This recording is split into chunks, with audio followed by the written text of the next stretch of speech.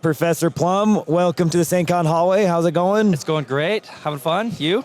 Doing great. Your handle is Professor Plum. That's correct. Was this assigned, given, earned, other? No, I think it wasn't assigned or given. A long while ago, I used to work on the government cyber defense exercise, and so that's where all the military academy schools would build or have a network where any NSA red team would attack it.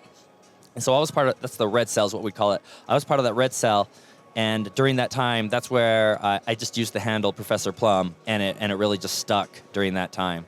Or at least I liked it, so I kept it. So self-assigned, I guess. I picked it. You, very fitting for our badge challenge this year, right? Yeah. No, so I've had that handle for 10 years. So yeah, when they did, you're just waiting for the day for them to play. I was like, one day, Clue will be the theme, and this will just work out. One day I'm going to be helping run a conference, and they're going to do a badge. I'm going to pick this now. Yep. That long time in the planning. What is your InfoSec origin story? Oh, buddy. I've always had an interest for computers and hacking. Actually, what really got me started was a cartoon when I was like 10. There was like this Reboot TV series. Yeah, Reboot. You remember it? Yeah. Okay, cool. Now, I didn't watch it when it first around, but a buddy later, and we've been watching it later, I know what it is. Okay, cool. So when I was a kid, I don't know, I just remember this one episode where they were doing something another, and like he used like hidden file commands. And I was like, wait, is that a thing? And like I did some research, and I was like, oh yeah, you can really just like, DOS, +H, file extension, and it'll hide it. Or not extension, file attribute. And I was like, oh, this is cool. There's like security, they just like started me down this rabbit hole. Checkered path. I was always curious. He's running calculations on statute of limitations right now. serious. I didn't know how long is this interview? How long do I have? Whatever you want to go. Okay, because I'm gonna go into stories then. Do it. So I have a hard time determining I cross a boundary often.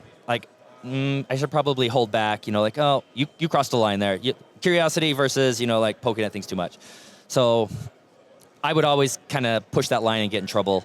One of the first times I got in trouble playing with security was at the schools, and this is SAINTCON started with this education school. So I know some of the guys, if they're watching this, I apologize now because they probably remember me and hate me. But the school security systems, one of the first things I did, we used to use Pegasus Mail, right? And that was back in the day, in the 90s. Sorry, I'm dating myself here. Where you remember those chain letters, forward this to 12 of your friends and all your dreams will come true, or whatever, right? I hated those things. And I noticed, when you forward them, it's got a semicolon as the delimiter, right? So I just made a rule in my Pegasus filter. If there's a semicolon in the to address, return to sender times 5. Oh. And that would get people to leave me alone, right? And it worked really well. And I was telling my friend about it. And so he was like, oh, that's really cool. Set it up for me. So I set it up for his machine too. And then he forwarded me an email. It saw the semicolon, went back to him times 5, saw the semicolon, went back to me 25. This escalated quickly until the system was like, I'm out. And it broke the system's Pegasus Mail system. And so everybody was down for the day, and they were upset. And then even afterward, I couldn't get back into mine anymore, and my friend couldn't get back in. So we had to go to the administrator and hey, my mail doesn't work. He's like, how do you have 2,000 emails? I mean, 2,000 was a lot back then, right? But so I had to explain the story, and it's just a kind of a slap on the wrist. But that's the kind of thing, right?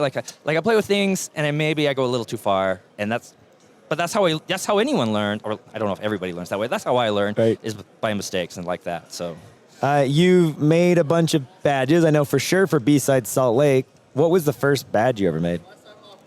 Oh, that's a good question. I think actually the B-Sides badge was my first. Maybe I did a mini badge before. I don't know. I don't remember the timeline there. I was trying to make some personal hardware, and so I had a familiarity with PCBs, but I never got my personal project to work. But I'm good friends with Bryce, and so when Bryce started became the lead for B-Sides Salt Lake City, then he asked if I could do it, and I was like, oh yeah, I'd love to. I was really inspired by some of the stuff I've seen CompuKid Mike do in the past, and so I tried something, and I really put a lot of work into my first badge. To be honest, I feel like that's the one that's only really been successful. The rest of them are all shots in the dark, trying to make something successful. But it takes a magic and CompuKid, like how we can do it every year after every year. That's pretty cool.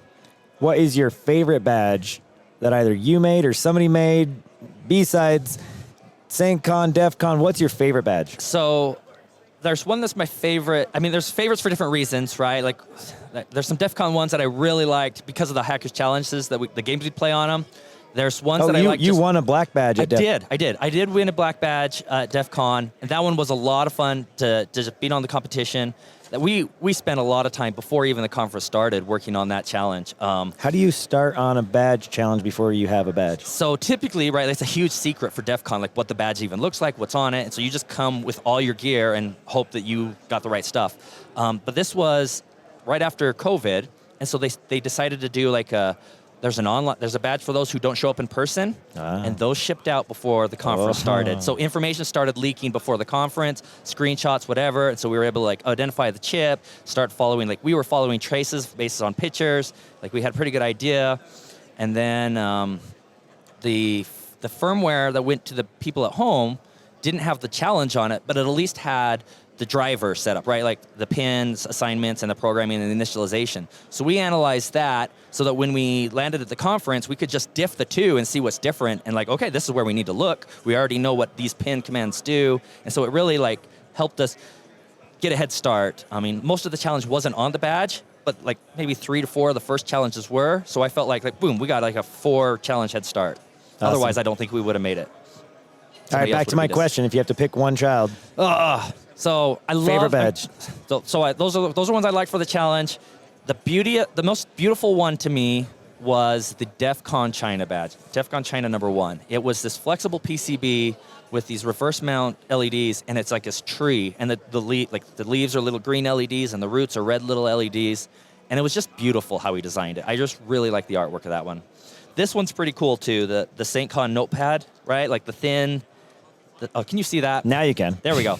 The thin, like the PCB is thinner than a usual PCB, and it just, and the notebook top, I love the artwork of the badges, the designs that make it, it's not a badge anymore, it's like it's a thing. Right. It doesn't look like an electronic board. It's a Professor Plum with a candlestick. And that might have to do a little bit about why I like this one too, I don't know. Maybe that's why it pulls some strings. Awesome. Where's the favorite place you've ever traveled to? Ooh. I liked Ireland. You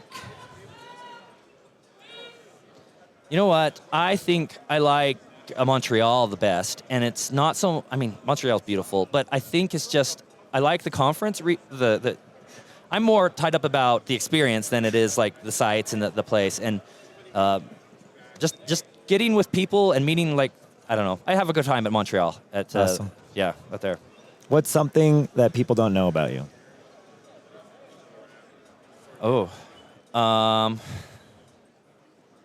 This is totally out there, but it has to be because I kind of an open book. My family has a history for breaking a bone before they're 2 years old. Every one of my kids has broken a bone before they're 2. And did you break a bone before you were 2? I did not. I made it a few more years than that. So you're starting a new tradition. No. Well, I blame my sister. She broke her femur when she was 18 months. And after her, every kid in the family has broken something. So your last kid going on almost their 2nd birthday without a broken bone, you're like, it's time. They're like, we gotta go out back. Sorry, we got to keep this family tradition going. Yeah. Don't tell Child Protective Services that. Well, it is a pleasure chatting with you. Thank you for visiting us in the SAINTCON hallway. Enjoy the rest of your con. Thank you. I definitely will.